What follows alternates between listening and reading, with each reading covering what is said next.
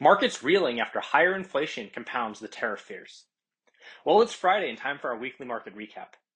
Markets were all about tariffs this week, with an optimistic rally that turned sour but finished on inflation concerns. So let's review. The week picked up where Friday left off, with high hopes for teased, flexible, targeted tariffs.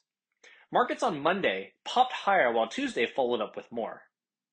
Then came the auto tariffs. Markets spooked on Wednesday after reports that auto tariffs were incoming. The S&P began to reverse early week gains on the chatter. After market, the White House officially announced 25% tariffs on both cars and certain components like engines. Markets ended lower again Thursday with significant losses, particularly for automakers. And then today, Friday.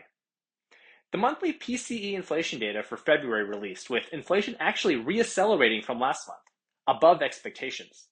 This was especially surprising given the earlier data in the month indicated the opposite, that inflation was slowing.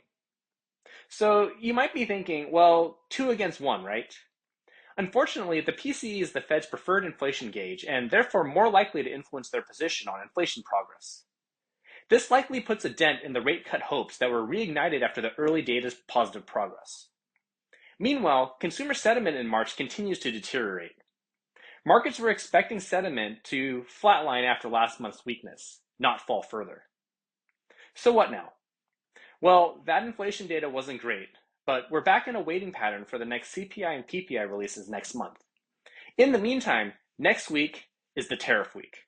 The White House has promised a slew of reciprocal tariffs to be announced on Wednesday. Markets are currently oscillating around correction territory. The incoming tariffs will likely determine the direction of the next step.